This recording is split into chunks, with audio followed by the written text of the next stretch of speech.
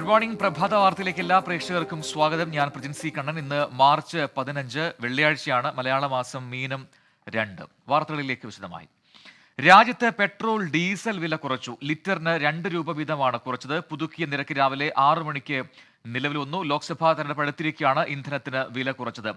രാജ്യത്തെ 2.5 കോടി ജനങ്ങളുടെ ക്ഷേമമാണ് പ്രധാനമന്ത്രിയുടെ ലക്ഷ്യമെന്ന് പെട്രോളിയം മന്ത്രി ഹർദീപ് സിംഗ് പുരി വ്യക്തമാക്കി. ആർ രാധാകൃഷ്ണൻ നൽകും ഡൽഹിയിൽ നിന്നും കൂടുതൽ വിശദാംശങ്ങൾ. ആർക്കെ ഗുഡ് മോർണിംഗ്. ലോക്സഭാ തെരഞ്ഞെടുപ്പ് അല്ലെങ്കിൽ തെരഞ്ഞെടുപ്പ് ആശ്വാസം എന്ന രീതിയിലാണ് ഇപ്പോൾ ഈ ഇന്ധന വിലയിലെ കുറവിനെ വിലയിരുത്തപ്പെടുന്നത്. എന്താണ്, എങ്ങനെയൊക്കെയാണ് ഈ വില കുറവ് പ്രാബല്യത്തിൽ വന്നിരിക്കുന്നത്? ഇതിലൊരു കൗതുകമുണ്ട് പ്രജിൻ. കാരണം ഈ പെട്രോൾ വില നിർണ്ണയത്തിനുള്ള അവകാശം കമ്പനികൾക്കാണ് എന്ന് പറഞ്ഞാണ് ഈ വില ഇത്രയും വർദ്ധിപ്പിക്കാനായിട്ടുള്ള വിഷയത്തിൽ കേന്ദ്ര സർക്കാർ നിലപാട് സ്വീകരിച്ചിരുന്നത്. പക്ഷേ ഈ വില കുറയ്ക്കാനായിട്ടുള്ള തീരുമാനം പ്രഖ്യാപിച്ചിരിക്കുന്നത് കേന്ദ്ര സർക്കാരാണ്. അതുകൊണ്ട് തന്നെ ഇതൊരു തെരഞ്ഞെടുപ്പിന്റെ ഭാഗമായിട്ടുള്ള നടപടിയാണ് എന്നതിൽ ഏതെങ്കിലും വിധത്തിലുള്ള ഒരു സംശയത്തിന്റെ ആവശ്യമില്ല. ഏതായാലും രാവിലെ 2 മണി മുതൽ ഇന്ന് ഇപ്പോൾ 6 മണി മുതൽ 2 രൂപ ഈ പെട്രോളിനും ഡീസലിനും കുറഞ്ഞിരിക്കുന്നു. അത് നിലവിൽ വന്നിരിക്കുന്നു എന്നുള്ളതാണ് അവസ്ഥ. രാജ്യത്ത് എല്ലായിടത്തും ഈ 2 രൂപ കുറവ് വന്നിട്ടുണ്ട്. കഴിഞ്ഞ ദിവസം ഈ വനിതാ ദിനത്തോട് അനുബന്ധിച്ച് ഗാർഹിക പാചകവാതക സിലിണ്ടറിന് കേന്ദ്ര സർക്കാർ 100 രൂപ, അതായത് 14.2 കിലോയുടെ സിലിണ്ടറിന് 100 രൂപ കുറച്ചിരുന്നു. അങ്ങനെ വിലക്കുറവ്, ഈ രാജ്യത്തെ വിലക്കയറ്റവുമായി ബന്ധപ്പെട്ടിട്ടുള്ള വിഷയത്തിൽ വിലക്കുറവുണ്ടാകുന്ന വിധത്തിലുള്ള നടപടികൾ അത് സ്വീകരിക്കുക എന്നത് തെരഞ്ഞെടുപ്പുമായി ബന്ധപ്പെട്ട് ഉള്ള നടപടികളുടെ ഭാഗമാണ്. അതിന് വരും ദിവസങ്ങളിലും മറ്റു ചില വിഷയങ്ങളിലും ഉണ്ടാകും എന്നാണ് ഇപ്പോൾ നമുക്ക് അറിയാൻ സാധിക്കുന്നത്. ശരി, ആർ രാധാകൃഷ്ണനാണ് ഡൽഹിയിൽ നിന്ന് വിശദാംശങ്ങൾ നൽകിയത്. ഇനി ലോക്സഭാ തെരഞ്ഞെടുപ്പ് വാർത്തകൾ.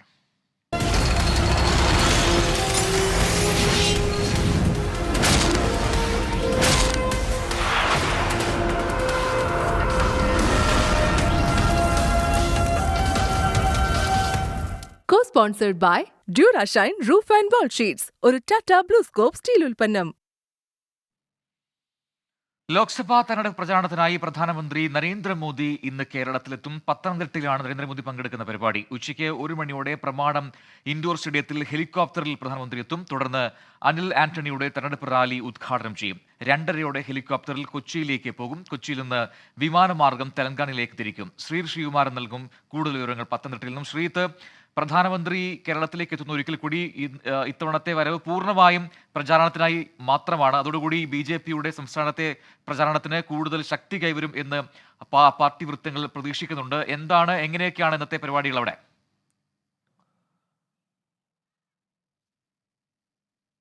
പ്രജിൻ, ആദ്യമേ പറയട്ടെ, ലോക്സഭാ തെരഞ്ഞെടുപ്പിൽ ആദ്യഘട്ട സ്ഥാനാർത്ഥി പട്ടിക വന്നതിനു ശേഷം ആദ്യമായാണ് പ്രധാനമന്ത്രി നരേന്ദ്രമോദി കേരളത്തിലേക്ക് എത്താൻ പോകുന്നത്.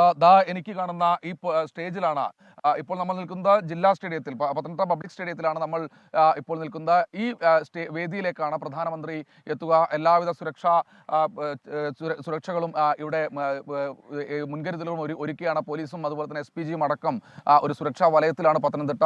നമ്മൾ നേരത്തെ സൂചിപ്പിച്ചതുപോലെ തന്നെ കൃത്യം 1 മണിയോടുകൂടി പ്രമാടം ഇൻഡോർ സ്റ്റേഡിയത്തിലേക്കായിരിക്കും പ്രധാനമന്ത്രി ഹെലികോപ്റ്ററിൽ ഇറങ്ങുക. പ്രധാനമന്ത്രി വരുന്നത് തിരുവനന്തപുരത്ത് നിന്നാണ്. അവിടെ വിമാനം ഇറങ്ങിയതിനു ശേഷം നേരെ പ്രമാടത്തേക്ക് വരും. അതിനുശേഷം അവിടെ നിന്ന് വാഹന വ്യൂഹത്തിന്റെ അകമ്പടിയോടുകൂടി ആണ് ഇങ്ങോട്ട് കടന്നു വരുന്നത്. ഏതാണ്ട് 4 കിലോമീറ്റർ ഈ പ്രദേശത്ത് മുതൽ ഈ സ്റ്റേഡിയം, പരിപാടി നടക്കുന്ന ഈ സ്റ്റേഡിയം വരെയുണ്ട്.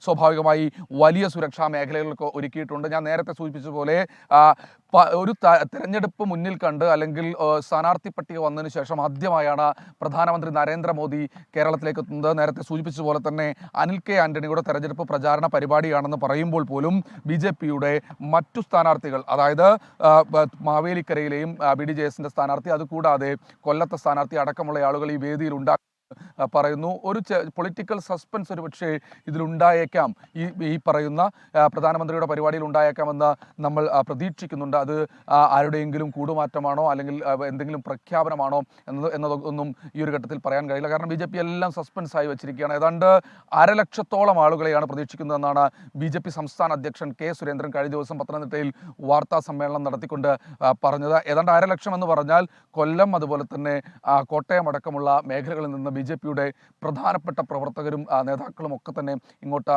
എത്തിച്ചേരും. അനിൽ കെ ആന്റണിയുടെ തെരഞ്ഞെടുപ്പ് പ്രചാരണത്തിനായി വരുന്നു എന്ന് പറയുമ്പോൾ പോലും തൊട്ടടുത്ത മണ്ഡലങ്ങളിലെ സ്ഥാനാർത്ഥികളും ഉണ്ടാകുമെന്നാണ് നമ്മൾ പ്രതീക്ഷിക്കുന്നത്. എന്തായാലും എല്ലാവിധ ഒരുക്കങ്ങളും പൂർത്തിയായി കഴിഞ്ഞു. പത്തനംതിട്ട നഗരം ഏതാണ്ട് സുരക്ഷാ വലയത്തിലാണ്. ഇന്ന് നരേന്ദ്രമോദി എന്താണ് കേരളത്തിലെത്തി പറയാൻ പോകുന്നതെന്നാണ് ഏവരും കാത്തിരിക്കുന്നത്. ഒരു രാഷ്ട്രീയ പ്രസംഗം തന്നെയായിരിക്കും, അല്ലെങ്കിൽ ഇടത് സർക്കാരിനെതിരായും അതുപോലെ തന്നെ കോൺഗ്രസിനെതിരായും രാഷ്ട്രീയ വിമർശനം തന്നെയായിരിക്കും പ്രധാനമന്ത്രി ഉന്നയിക്കുക എന്നാണ് ഏവരും കാത്തിരിക്കുന്നത്. അതെന്ത് രാഷ്ട്രീയ വിമർശനമായിരിക്കും ഉന്നയിക്കുക എന്നാണ് ഏവരും കാത്തിരിക്കുന്നത്. എന്തായാലും പോലീസിൻ്റെയും SPGയുടെയും ഒക്കെ വലിയ സുരക്ഷാ വലയം ഈ മേഖലയിലുണ്ട്. നമുക്ക് ആ ദൃശ്യങ്ങൾ കാണാം. SPGയുടെ ഉദ്യോഗസ്ഥർ കടന്നു പോകുന്നതാണ് ആ ദൃശ്യങ്ങൾ കാണുന്നത്.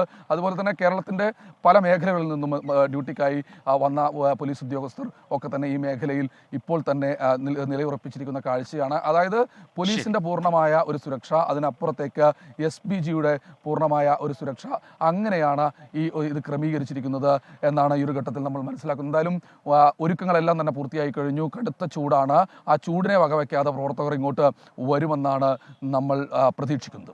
ശരി, ശ്രീകുമാറിനാണ് വിശദാംശങ്ങൾ നൽകിയത്. ഉച്ചയ്ക്ക് 1 മണിയോടാണ് പ്രധാനമന്ത്രി പ്രമാടം ഇൻഡോർ സ്റ്റേഡിയത്തിൽ ഹെലികോപ്റ്ററിൽ എത്തുക. ഇലക്ട്രൽ ബോണ്ട് കേസിൽ രേഖകൾ വീണ്ടെടുക്കണമെന്നാവശ്യപ്പെട്ടുള്ള തെരഞ്ഞെടുപ്പ് കമ്മീഷന്റെ അപേക്ഷ സുപ്രീം കോടതി ഇന്ന് പരിഗണിക്കും. കോടതിയിൽ മുദ്രവെച്ച കവറിൽ സമർപ്പിച്ച രേഖകളിലെ വിവരങ്ങൾ പ്രസിദ്ധീകരിക്കണമെങ്കിൽ വീണ്ടെടുക്കണമെന്നാണ് തെരഞ്ഞെടുപ്പ് കമ്മീഷന്റെ ആവശ്യം. ഇലക്ട്രൽ ബോണ്ടുകൾ വാങ്ങിയിട്ടുള്ള വ്യക്തികളുടെ വിവരങ്ങളിൽ അവ്യക്തതയെന്ന് കാണിച്ച് ഹർജിക്കാരും സുപ്രീം കോടതിയെ സമീപിക്കും. ബോണ്ട് വാങ്ങിയ വ്യക്തികൾ ആരെല്ലാമാണെന്നും ആർക്കു വേണ്ടിയാണ് വാങ്ങിയതെന്നും ഉള്ള വിവരങ്ങളും വേണമെന്ന് കാണിച്ചാണ് ഹർജിക്കാർ വീണ്ടും കോടതിയെ സമീപിക്കുക. 6060 കോടി രൂപയാണ് ഇലക്ട്രൽ ബോണ്ട് വഴി BJPക്ക് ലഭിച്ചത്. ലോട്ടറി ഭീമൻ സാന്റിയാഗോ മാർട്ടിന്റെ future gaming and hotel services കമ്പനിയാണ് ഏറ്റവും അധികം പണം ബോണ്ടുകൾ വഴി പാർട്ടികൾക്ക് നൽകിയത്. 1368 കോടി രൂപ. കോൺഗ്രസിനേക്കാൾ തുക ഇലക്ട്രൽ ബോണ്ട് വഴി തൃണമൂൽ കോൺഗ്രസും കൈപ്പറ്റിയിട്ടുണ്ട്. തെരഞ്ഞെടുപ്പ് കമ്മീഷണർ നിയമന സമിതിയിൽ നിന്നും ചീഫ് ജസ്റ്റിസിനെ ഒഴിവാക്കിക്കൊണ്ടുള്ള നിയമനിർമ്മാണത്തിന്റെ സാധുത സംബന്ധിച്ച ഹർജികൾ ഇന്ന് സുപ്രീം കോടതി പരിഗണിച്ചേക്കും. കോൺഗ്രസ് നേതാവ് ജയ ഠാക്കൂർ ഉൾപ്പെടെയുള്ളവരാണ് ഹർജിക്കാർ. ഇലക്ഷൻ കമ്മീഷണർ നിയമന സമിതിയിൽ ചീഫ് ജസ്റ്റിസിനെ സുപ്രീം കോടതി ഉൾപ്പെടുത്തിയിരുന്നു. നിയമനിർമ്മാണത്തിലൂടെ ചീഫ് ജസ്റ്റിസിന് പകരം പ്രധാനമന്ത്രി നിർദ്ദേശിക്കുന്ന മന്ത്രി എന്നാക്കി കേന്ദ്ര സർക്കാർ ആ വ്യവസ്ഥ പരിഷ്കരിച്ചു. ഇന്നലെ തെരഞ്ഞെടുപ്പ് കമ്മീഷണർ നിയമന സമിതി 2 കമ്മീഷണർമാരെ നിയമിച്ചതിന് പിന്നാലെയാണ് സുപ്രീം കോടതി കേസ് പരിഗണിക്കുന്നത്. പൗരത്വ നിയമ ഭേദഗതി വിജ്ഞാപനം സ്റ്റേ ചെയ്യണമെന്നാവശ്യപ്പെട്ടുള്ള ഹർജികൾ സുപ്രീം കോടതി ഇന്ന് പരിഗണിക്കും. കോൺഗ്രസ് നേതാവ് രമേശ് ചെന്നിത്തലയും DYFIയും മുസ്ലിം ലീഗ് നൽകിയ അപേക്ഷകളും ഇന്നേക്ക് ലിസ്റ്റ് ചെയ്തിട്ടുണ്ട്. 2019 പാസാക്കിയ പൗരത്വ ഭേദഗതി നിയമത്തിന്റെ സാധുതകൾ ചോദ്യം ചെയ്യുന്ന ഹർജികൾ സുപ്രീം കോടതിയിൽ നിലനിൽക്കുമ്പോൾ ചട്ടങ്ങൾ പ്രസിദ്ധീകരിച്ചത് നിയമവിരുദ്ധമാണെന്നാണ് ഹർജിക്കാരുടെ വാദം. പാർലമെന്റ് പാസാക്കിയ നിയമത്തിന്മേൽ ചട്ടങ്ങൾ പ്രസിദ്ധീകരിച്ചത് നിയമവിരുദ്ധം അല്ല എന്നാണ് കേന്ദ്ര സർക്കാർ പറയുന്നത്. നിയമം ഏതെങ്കിലും ഒരു വിഭാഗത്തെ ലക്ഷ്യം വെച്ചുകൊണ്ടുള്ളതല്ലെന്നും കേന്ദ്രം ഇന്ന് കോടതിയിൽ വാദിക്കും. മറ്റൊരു പ്രധാനപ്പെട്ട വാർത്ത വരുന്നു. തൃശൂർ പാലപ്പിള്ളിയിൽ ജനവാസ മേഖലയിൽ തമ്പടിച്ച് കാട്ടാനക്കൂട്ടം. 8 ആനകൾ എല്ലാ ദിവസവും ജനവാസ മേഖലയിൽ എത്തുന്നുവെന്നാണ് നാട്ടുകാരുടെ ആരോപണം. ആനക്കൂട്ടത്തിന്റെ ദൃശ്യങ്ങൾ 24 ലഭിച്ചു. ആ ദൃശ്യങ്ങൾ ഇപ്പോൾ പ്രേക്ഷകർക്ക് കാണാം. സൂരജ് സജി നൽകും ഏറ്റവും പുതിയ വിവരങ്ങൾ അവിടെ നിന്നും. സൂരജ്, വീണ്ടും ഈ പാലപ്പിള്ളിയിൽ കാട്ടാനക്കൂട്ടം ഭീതി പടർത്തുകയാണ്. പ്രദേശവാസികൾ എന്താണ് പറയുന്നത്? എത്ര എണ്ണം ആനകളുണ്ട് ഇപ്പോൾ ആ മേഖലയിൽ? ഇത് പതിവായി എത്തുന്നു എന്നാണല്ലോ ആക്ഷേപം, അല്ലേ? പ്രജിൻ, തീർച്ചയായും ഈ ജനവാസ മേഖലയിലേക്ക് കാട്ടാന ഇറങ്ങുന്നത് പതിവാകുന്നു എന്നുള്ള പാലപ്പള്ളിയിലെ ജനങ്ങളുടെ പരാതിയെ തുടർന്നാണ് നമ്മൾ ഇന്ന് ഇങ്ങോട്ടെത്തുന്നത്. ഇന്നലെ രാത്രിയെല്ലാം തന്നെ ഈ ജനവാസ മേഖലയിൽ ഇറങ്ങിയ കാട്ടാനക്കൂട്ടത്തെ ഓടിക്കുന്നതിനായി പോലീസും വനംവകുപ്പും നാട്ടുകാരും എല്ലാം ചേർന്നുകൊണ്ട് രാത്രി വൈകിയും ഈ മേഖലയിലെല്ലാം തന്നെ ഈ കാട്ടാനയെ ഓടിച്ചുവിടുന്നതിന്, ജനവാസ മേഖലയിൽ നിന്ന് ഓടിച്ചുവിടുന്നതിന് വേണ്ടി രാത്രിയെല്ലാം നീക്കം നടത്തിയിരുന്നു. അങ്ങനെയുള്ള സംഭവങ്ങൾ നടന്നതിന് പിന്നാലെയാണ് ഇന്ന് രാവിലെ നമ്മൾ ഈ മേഖലയിലേക്ക് എത്തുന്നത്. അതായത് ഇവർ പറയുന്നത്, ഇപ്പോൾ നമ്മൾ നിൽക്കുന്നത് ഈ പാലപ്പള്ളിയിലേക്ക് എത്തുന്ന ഭാഗത്താണ്. അവിടെയാണ് ഇപ്പോൾ ഈ പറഞ്ഞ ഒരു 6-ലധികം വരുന്ന കാട്ടാനക്കൂട്ടം. അത് ഇവർ പറയുന്നത് 8-ലധികം സാധാരണ നിലയിൽ ഉണ്ടാകാറുണ്ട്. അത് കുറച്ച് ഇപ്പോൾ നമ്മൾ നിൽക്കുന്ന ഒരു റബ്ബർ തോട്ടത്തിനരികിലാണ്. ഇതിനപ്പുറത്തേക്ക് ചെറിയ രീതിയിൽ ഈ റബ്ബർ തോട്ടത്തിന്റെ ഉൾമരങ്ങളിലേക്ക് ആയതുകൊണ്ട് തന്നെ, ഉൾഭാഗത്തേക്ക് ആയതുകൊണ്ട് തന്നെ നമുക്ക് കൃത്യമായി കാണാൻ കഴിയുന്നില്ല. പക്ഷേ ഇവർ പറയുന്നത് ഇതല്ല, ഇതിലേറെ ആനകളുണ്ട്. പലപ്പോഴും 30-ലധികം ഒക്കെ വരുന്ന ആനക്കൂട്ടമാണ് ഈ മേഖലയിൽ തമ്പടിക്കുന്നത്. ഈ ടാപ്പിംഗ് ഒക്കെ ചെയ്ത് ജീവിക്കുന്ന ആളുകളാണ്. പ്രത്യേകിച്ച് ഒരു തോട്ടം മേഖലയാണ്. അതുകൊണ്ട് തന്നെ ഈ റബ്ബറെല്ലാം ടാപ്പ് ചെയ്തൊക്കെ ജീവിക്കുന്ന ആളുകളാണ്. പക്ഷേ ഇവരെല്ലാം ഈ ടാപ്പിങ്ങിനൊക്കെ ഇറങ്ങുന്ന സമയത്ത് ഇവരെല്ലാം കാട്ടാന ഓടിക്കുന്നതൊക്കെ തുടർ സംഭവങ്ങളാണ്. തുടർച്ചയായി ഇത്തരം കാര്യങ്ങൾ റിപ്പോർട്ട് ചെയ്യപ്പെടുന്നു. അങ്ങനെ ഈ പാലപ്പള്ളി മേഖലയിൽ ജീവിക്കാൻ പോലും കഴിയാത്ത സാഹചര്യത്തിലേക്ക് ഈ വന്യജീവി ശല്യം മാറുന്നു എന്നുള്ള പരാതികൾക്കിടയിലാണ് ഇപ്പോൾ അത് സ്ഥിരീകരിക്കുന്ന ദൃശ്യങ്ങൾ നമ്മൾ തന്നെ പുറത്തുവിടുന്നത്. അത് സൂരജ് വളരെ അടുത്തുള്ള ദൃശ്യങ്ങളാണ് നമുക്ക് ഈ കാണാൻ സാധിക്കുന്നത്. ഇപ്പൊ സൂരജ് നിൽക്കുന്ന സ്ഥലത്ത് നിന്നും എത്ര മാത്രം അകലെയാണ് ഈ ആനക്കൂട്ടം നിൽക്കുന്നത്? പ്രജിൻ, നമ്മളിപ്പോൾ നിൽക്കുന്ന മേഖലയിൽ നിന്ന് 150 മീറ്റർ അകലെ മാത്രമാണ് ഈ കാട്ടാനക്കൂട്ടം നിൽക്കുന്നത്. അതായത് നമ്മളൊരു ഉയർന്ന മേഖലയിലാണ് നിൽക്കുന്നത്. അതുകൊണ്ട് തന്നെ ഈ കാട്ടാനക്കൂട്ടത്തിന് നമ്മൾ നിൽക്കുന്ന മേഖലയിലേക്ക് പെട്ടെന്ന് കയറി വരാൻ കഴിയില്ല. എന്ന് വെച്ചാൽ നമ്മളൊരു ഉയർന്ന ഭാഗത്തായിട്ടാണ് നിൽക്കുന്നത്. പക്ഷേ ഇതിനപ്പുറം മാറി, അതായത് കുറച്ച് അപ്പുറം മാറി ഇതിന് ക്രോസ് ചെയ്യുന്നതിന് വേണ്ട സൗകര്യങ്ങളുണ്ട്. അതായത് ഒരു 200 മീറ്റർ അപ്പുറം മാറി ഇത് സ്ഥിരം ക്രോസ് ചെയ്യുന്ന ഒരു പോയിന്റ് ഉണ്ടെന്നുള്ളതാണ് നാട്ടുകാർ പറയുന്നത്. ഒരു ആനത്താര പോലെ തന്നെ, അതായത് ഈ ഒരാഴ്ചയായിട്ടേ ഉള്ളൂ ആ മേഖലയിലൂടെ ആന പോയി തുടങ്ങിയിട്ട് എന്നുള്ളതാണ് നാട്ടുകാർ പ്രധാന പരാതിയായി പറയുന്നത്. ഈ ജനവാസ മേഖലയിലേക്ക് വൈകുന്നേരത്തോടു കൂടിയാണ് ഈ കാട്ടാനകൾ ഇറങ്ങുന്നത്. അത് രാത്രി മുഴുവൻ ഈ ജനവാസ മേഖലയിൽ നാശം വിതച്ചതിന് ശേഷം രാവിലെയോടുകൂടി മടങ്ങുന്നതാണ് പതിവ് രീതി. കഴിഞ്ഞ ഒരാഴ്ചക്കടുത്തായിട്ട് ഇത്തരത്തിൽ ഈ ജനവാസ മേഖലയിൽ ഇപ്പോൾ നമ്മൾ ഈ കാണുന്ന കാട്ടാനക്കൂട്ടം ജനവാസ മേഖലയിലേക്ക് ഇറങ്ങുന്നു എന്ന പരാതിയെ തുടർന്നാണ് നമ്മൾ ഇവിടെ എത്തുന്നത്. എത്തുന്ന സമയത്ത് പോലും നമുക്കിത് ഇങ്ങനെ ഇത്രമാത്രം പ്രശ്നമുണ്ടാകും അല്ലെങ്കിൽ ഒരു പ്രതിസന്ധി ഉണ്ടാകും എന്ന് നമ്മൾ കരുതിയിരുന്നില്ല. പക്ഷെ അത് സ്ഥിരീകരിക്കുന്ന ദൃശ്യങ്ങളാണ് ഇപ്പോൾ പുറത്തു വന്നുകൊണ്ടിരിക്കുന്നത്. ദൃശ്യങ്ങളിൽ നമുക്ക് വ്യക്തമായി കാണാം. അതായത് അവിടെയുള്ള മരങ്ങളുണ്ട്, ആ മരങ്ങൾ ഉൾപ്പെടെ കാട്ടാന കുത്തിമറിച്ചിടുന്നതും അതുപോലെ തന്നെ അതിന്റെ തോലുരിഞ്ഞ് കഴിക്കുന്നതും എല്ലാം തന്നെ നമുക്ക് ദൃശ്യങ്ങളിൽ തന്നെ വ്യക്തമാണ്. ഈ കാട്ടാനക്കൂട്ടമാണ് ജനവാസ മേഖലയിൽ ഇറങ്ങി നിരന്തരം പ്രശ്നങ്ങൾ സൃഷ്ടിക്കുന്നതെന്നുള്ളതാണ് പ്രദേശവാസികൾ ഉൾപ്പെടെ പറയുന്നത്. എന്തായാലും നമ്മളോടൊപ്പം ഇപ്പോൾ ഒരു പ്രദേശവാസി കൂടി ചേരുകയാണ്. ചേട്ടാ, ഈ കാട്ടാന ശല്യം രൂക്ഷമാണല്ലേ മേഖലയിൽ? ഇതിപ്പോ എൻ്റെ അമ്മയ്ക്ക് ടാപ്പിംഗ് ആണ്. 40 വർഷമായിട്ട് ഇവിടെ ജോലി ചെയ്യുന്നത്. അപ്പോൾ ഞാൻ ഇപ്പോൾ കുറച്ച് കൊല്ലങ്ങളായിട്ട് ഞാൻ അമ്മേനെ രാവിലെ പുലർച്ചയ്ക്ക് ഒരു 4, 4:30, 5 മണി നേരത്ത് കൊണ്ടാക്കും. അപ്പോൾ മിക്ക ദിവസങ്ങളിലും ആനനെ കാണാറുണ്ട്. ചില ദിവസങ്ങളിൽ ബൈക്ക് നിർത്തി നമുക്ക് ഓടേണ്ട അവസ്ഥ വന്നിട്ടുണ്ട്. ഇവിടെ അധികാരികൾ എന്തായാലും അത് കണ്ണ് തുറക്കണം. കാരണം ഇപ്പോൾ വയനാടും ബാക്കി കാര്യങ്ങളൊക്കെ നമ്മൾ കണ്ടതല്ലേ. അതുപോലെ ഇവിടെ സംഭവിക്കുന്നതിന് മുൻപ് ഇതിൻ്റെ കാര്യങ്ങൾ ചെയ്യണമെന്നാണ് പറയണത്. ഇന്നലെ പ്രജിൻ ഈ പറഞ്ഞതുപോലെ തന്നെ ഈ രാത്രി വൈകിയും നാട്ടുകാരുടെയും എല്ലാം നേതൃത്വത്തിൽ വലിയ രീതിയിലുള്ള തിരച്ചിലുകൾ, അതായത് ഈ കാട്ടാനെ തുരത്തുന്നതിന് വേണ്ടിയുള്ള നടപടികൾ അത് ഈ വനം വകുപ്പിന്റെയും നാട്ടുകാരുടെയും എല്ലാം സംയുക്തത്തിൽ ഇന്നലെ രാത്രി എല്ലാം നടത്തിയിരുന്നു. അത്തരത്തിൽ ഉറക്കമൊഴിച്ചിരുന്നു പോലും ഈ വന്യജീവികളെ ജനവാസ മേഖലയിൽ നിന്ന് ഓടിച്ചുവിടേണ്ട അവസ്ഥയിലാണ് എന്നുള്ളതാണ് പറയുന്നത്. എന്തായാലും അത് സ്ഥിരീകരിക്കുന്ന ദൃശ്യങ്ങളാണ് ഇപ്പോൾ പുറത്തു വന്നിരിക്കുന്നത്. അല്പസമയത്തിനകം ഈ കാട്ടാനക്കൂട്ടം ഈ പ്രധാന റോഡിലേക്ക് ഇറങ്ങും. അത് വലിയ ആശങ്ക സൃഷ്ടിക്കുന്നുണ്ട്. കാരണം നിരവധി വാഹനങ്ങൾ കടന്നു പോകുന്ന പാതയാണ്.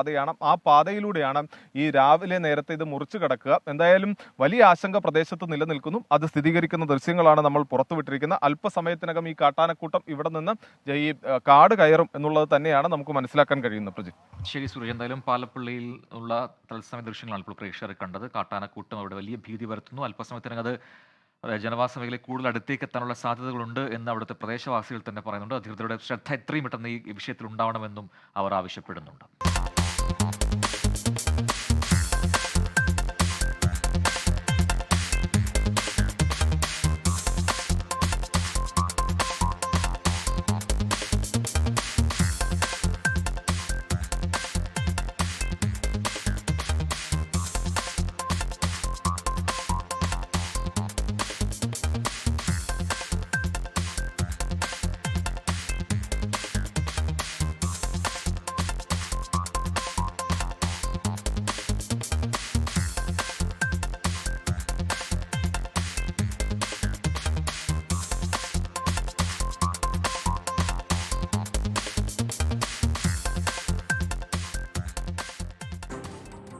തിരികെ പ്രഭാത വാർത്തയിലേക്ക്. സംസ്ഥാനത്ത് ഇന്നു മുതൽ 3 ദിവസം റേഷൻ വിതരണം ഉണ്ടാകില്ല. ആധാർ മസ്റ്ററിംഗ് നടക്കുന്നതിനാലാണ് റേഷൻ കടകൾക്ക് അവധി.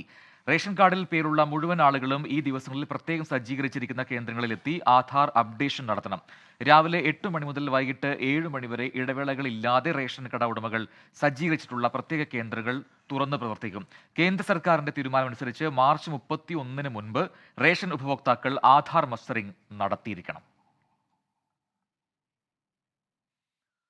പൂക്കോട് വെറ്ററിനറി കോളേജിലെ JS സിദ്ധാർത്ഥന്റെ മരണത്തിന് മുൻപും ക്യാമ്പസിൽ ആൾക്കൂട്ട വിചാരണ നടന്നെന്ന് ആന്റി റാഗിംഗ് സെൽ. 2019-ലും 2021-ലും ആൺകുട്ടികളുടെ ഹോസ്റ്റലിൽ സമാന സംഭവം നടന്നു എന്നാണ് കണ്ടെത്തൽ. പെൺകുട്ടികളോട് അപമര്യാദയായി പെരുമാറിയെന്ന് ആരോപിച്ചായിരുന്നു ആൾക്കൂട്ട വിചാരണ. ആന്റി റാഗിംഗ് സ്ക്വാഡിന്റെ റിപ്പോർട്ടിനെ തുടർന്ന് അന്ന് 13 കുട്ടികൾക്കെതിരെ സർവകലാശാല നടപടികൾ എടുത്തെങ്കിലും പേരുവിവരങ്ങൾ പുറത്തുവിട്ടിട്ടില്ല. സുജിത്ത് അയ്യപ്പത്ത് ചേരുന്നുണ്ട് വയനാട്ടിൽ നിന്നും കൂടുതൽ വിവരങ്ങളുമായി. സുജിത്ത്, നേരത്തെ ഉയർന്നു വന്ന ആരോപണം തന്നെയാണ്, മുൻപും കോളേജിൽ ഇത്തരം സംഭവങ്ങൾ ഉണ്ടായിട്ടുണ്ട്. അത് ഇപ്പോൾ ആന്റി റാഗിംഗ് സെൽ തന്നെ സ്ഥിരീകരിക്കുന്നു. വിവരങ്ങൾ പ്രജിൻ, ഈ സിദ്ധാർത്ഥന്റെ മരണത്തിനിടയിൽ ഒരു അധ്യാപകന് ലഭിച്ച രഹസ്യവിവരത്തിന്റെ അടിസ്ഥാനത്തിലാണ് ഇതുമായി ബന്ധപ്പെട്ട കൃത്യമായ രീതിയിലുള്ള വിവരങ്ങൾ പുറത്ത് വന്നിരിക്കുന്നത്. ഈ സംഭവത്തിൽ ഈ പെൺകുട്ടികളോട് അപമര്യാദയായി പെരുമാറിയെന്ന് പറഞ്ഞാണ് 2019-ലെയും 2021-ലെയും ബാച്ചിൽപ്പെട്ട 2 വിദ്യാർത്ഥികളെ ആൺകുട്ടികളുടെ ഹോസ്റ്റലിൽ ഉൾപ്പെടെയുള്ള സ്ഥലങ്ങളിൽ വെച്ച് വിചാരണ നടത്തി ശിക്ഷ നടപ്പാക്കിയത്. ഈ മർദ്ദനത്തിന് വിധേയരായവർ വലിയ രീതിയിലുള്ള മാനസികാഘാതത്തിലായിരുന്നുവെന്നാണ് പുറത്തുവരുന്ന വിവരങ്ങൾ. 2019 ബാച്ചിലെ വിദ്യാർത്ഥിയെ റാഗ് ചെയ്തവർ കോഴ്സ് പൂർത്തിയാക്കി ഇപ്പോൾ കോളേജിൽ ഇന്റേൺഷിപ്പ് ചെയ്യുന്നുണ്ട്. ഈ സംഭവത്തിൽ ഉൾപ്പെട്ട കോളേജ് യൂണിയന്റെ മുൻ പ്രസിഡന്റ് ഉൾപ്പെടെ 4 വിദ്യാർത്ഥികളുടെ ഇന്റേൺഷിപ്പ് 1 വർഷത്തേക്ക് വിലക്കിയിട്ടുണ്ട്. 5 പേരുടെ സ്കോളർഷിപ്പ് റദ്ദാക്കുകയും ചെയ്തിട്ടുണ്ട്. മാത്രമല്ല 2021 ബാച്ചിൽ വിദ്യാർത്ഥിയെ മർദ്ദിച്ച സംഭവത്തിൽ 2 പേരെ 1 വർഷത്തേക്ക് സസ്പെൻഡ് ചെയ്യുകയും 2 പേരുടെ സ്കോളർഷിപ്പ് റദ്ദാക്കുകയും ചെയ്തിട്ടുണ്ട്. ഈ തുടരന്വേഷണത്തിനായി ഇതെല്ലാം തന്നെ പോലീസിന് കൈമാറാനാണ് സർവകലാശാലയുടെ നീക്കം. ഈ സിദ്ധാർത്ഥനേറ്റ മർദ്ദനം അന്വേഷിക്കുന്നതിന്റെ ഭാഗമായി മറ്റു വിദ്യാർത്ഥികളിൽ നിന്ന് ആന്റി റാഗിംഗ് സ്ക്വാഡ് മൊഴിയെടുത്തപ്പോഴാണ് ഇത്തരത്തിലുള്ള വിവരങ്ങൾ, മുൻകാല വിവരങ്ങൾ കൂടി പുറത്ത് വന്നിട്ടുള്ളത്. ഈ കുറ്റം ആരോപിക്കുകയും ശിക്ഷ നടപ്പാക്കുകയും ചെയ്യുന്ന കാലങ്ങളായിട്ടുള്ള അലിഖിത നിയമത്തിന്റെ തുടർച്ചയായാണ് സിദ്ധാർത്ഥന്റെ മരണം എന്നാണ് വ്യക്തമായത്. എന്തായാലും ഇതിന് സമാനമായ സംഭവങ്ങൾ നേരത്തെ ഉണ്ടായിട്ടുണ്ട്. 2019-ലാണ് ആദ്യ സംഭവം. ക്യാമ്പസിൽ വെച്ചൊരു പെൺകുട്ടിയോട് മോശമായി പെരുമാറിയെന്ന് പറഞ്ഞാണ് നിലവിൽ അവസാന വർഷ കോഴ്സിന് പഠിക്കുന്ന വിദ്യാർത്ഥിയെ സിദ്ധാർത്ഥന്റെ മരണത്തിൽ റിമാൻഡിൽ കഴിയുന്ന കോളേജ് യൂണിയന്റെ പ്രസിഡന്റ് കൂടിയായ അരുണിന്റെ മുറിയിൽ കൊണ്ടുപോയി 1.5 മണിക്കൂറോളം മൃഗീയമായി മർദ്ദിച്ചത്. 32 തവണ തുടർച്ചയായി മർദ്ദിച്ചു എന്നാണ് വിദ്യാർത്ഥിയുടെ മൊഴി ഉള്ളത്. ഈ മർദ്ദനത്തിനൊടുവിൽ വിദ്യാർത്ഥിയെ കൊണ്ട് മാപ്പ് പറയുകയും ചെയ്തു. 2020-ൽ ഈ കോളേജ് യൂണിയൻ പ്രസിഡന്റ് ഉൾപ്പെടെയുള്ളവരുടെ നേതൃത്വത്തിലാണ് പ്രാക്ടിക്കൽ പരീക്ഷ കഴിഞ്ഞ് മടങ്ങുകയായിരുന്ന വിദ്യാർത്ഥിയെ ഒരു സംഘം പിടിച്ചുകൊണ്ടുപോയി മർദ്ദിച്ചത്. എന്തായാലും സംഭവത്തിൽ ഈ മർദ്ദിച്ചെന്ന് വിദ്യാർത്ഥി മൊഴി നൽകിയ 4 പേരുടെ ഇന്റേൺഷിപ്പാണ് 1 വർഷത്തേക്ക് റദ്ദാക്കിയിട്ടുള്ളത്. മറ്റ് കാര്യങ്ങൾ, അതായത് മറ്റ് നടപടികൾ പോലീസിന് വിടാനുള്ള നീക്കമാണ് ഇപ്പോൾ സർവകലാശാലയുടെ ഭാഗത്തു നിന്ന് ഉള്ളത്. സുജിത്ത് അയ്യപ്പത്താണ് വിശദാംശങ്ങൾ നൽകിയത്. കേരള സർവകലാശാല കലോത്സവത്തിലെ കോഴക്കേസിൽ 2ഉം 3ഉം പ്രതികളായ നൃത്യാധ്യാപകരുടെ മുൻകൂർ ജാമ്യ ഹർജി ഹൈക്കോടതി ഇന്ന് പരിഗണിക്കും. ജോമറ്റ് മൈക്കിൾ, സൂരജ് എന്നിവരാണ് ഹർജി നൽകിയത്. പരാതിക്ക് പിന്നിൽ രാഷ്ട്രീയ സമ്മർദ്ദമാണെന്നും പോലീസ് അറസ്റ്റ് ചെയ്ത് പീഡിപ്പിക്കാൻ ശ്രമിക്കുന്നുവെന്നുമാണ് പരാതി. സർവകലാശാല കലോത്സവത്തിലെ മാർഗം കളിയിൽ 1ാം സ്ഥാനം നേടിയത് ഇവർ പരിശീലിപ്പിച്ച ടീമാണ്. മുൻകൂർ ജാമ്യ ഹർജിയിൽ തീർപ്പുണ്ടാകുന്നതുവരെ അറസ്റ്റ് തടയണമെന്നും പരിശീലകർ ഹൈക്കോടതിയിൽ നൽകിയ ഹർജിയിൽ ആവശ്യപ്പെടുന്നു. സംഘർഷങ്ങളുടെ പശ്ചാത്തലത്തിൽ നിർത്തിവെച്ച കേരള സർവകലാശാല കലോത്സവത്തിന്റെ തുടർ നടത്തിപ്പിൽ ഇന്ന് തീരുമാനമുണ്ടാകും. ഇന്ന് ചേർന്ന സർവകലാശാല സിൻഡിക്കേറ്റ് യോഗം വിഷയം വിശദമായി ചർച്ച ചെയ്യും. കോഴ ആരോപണം കാരണം മാറ്റിവെച്ച മാർഗംകളി മത്സരം ഉൾപ്പെടെയുള്ളവയിലും തീരുമാനമുണ്ടായേക്കും. വിധികർത്താവും കോഴക്കേസിലെ 1ാം പ്രതിയുമായ PN ഷാജിയുടെ മരണം ഉൾപ്പെടെ സമഗ്രമായി അന്വേഷിക്കണമെന്നാവശ്യപ്പെട്ട് വൈസ് ചാൻസലർ മോഹനൻ കുന്നുമ്മൽ ഇന്നലെ DGPക്ക് കത്ത് നൽകിയിരുന്നു. 2ഉം 3ഉം പ്രതികളായ ജൊമേറ്റും സൂരജും നൽകിയ മുൻകൂർ ജാമ്യ ഹർജി ഹൈക്കോടതി ഇന്ന് പരിഗണിക്കുന്നുണ്ട്. കലോത്സവവുമായി ബന്ധപ്പെട്ടുണ്ടായ പ്രശ്നങ്ങൾ കൂടുതൽ വഷളായതോടെ പോലീസും അന്വേഷണം ശക്തമാക്കിയിട്ടുണ്ട്.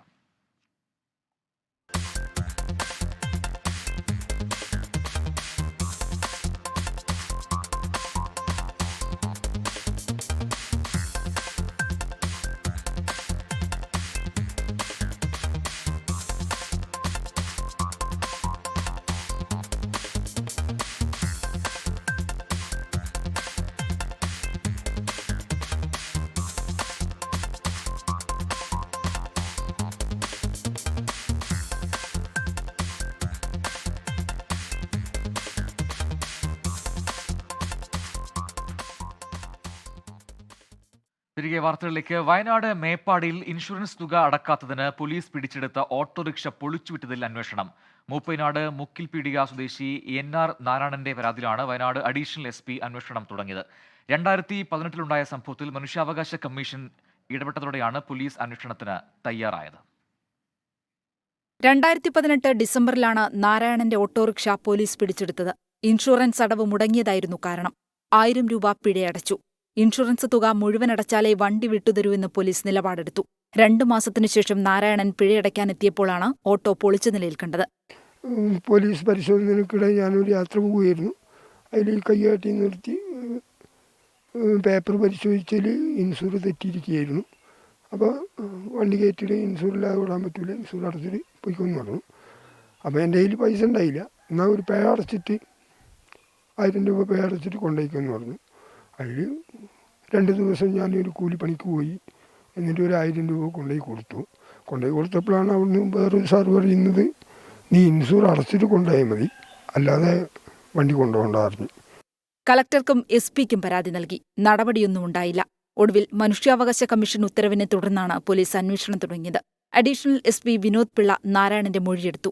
പോലീസിന്റെ വീഴ്ചയും അന്വേഷണ പരിധിയിലുണ്ട്. ഉപജീവനമാർഗം മുടങ്ങിയതിനെ തുടർന്ന് ഹോട്ടൽ ജോലിയെടുത്താണ് നാരായണൻ ജീവിതം മുന്നോട്ട് കൊണ്ടുപോകുന്നത്. വിഷയത്തിൽ ഉടൻ പരിഹാരമുണ്ടാകുമെന്ന പ്രതീക്ഷയിലാണ് നാരായണൻ. 24 വയനാട്.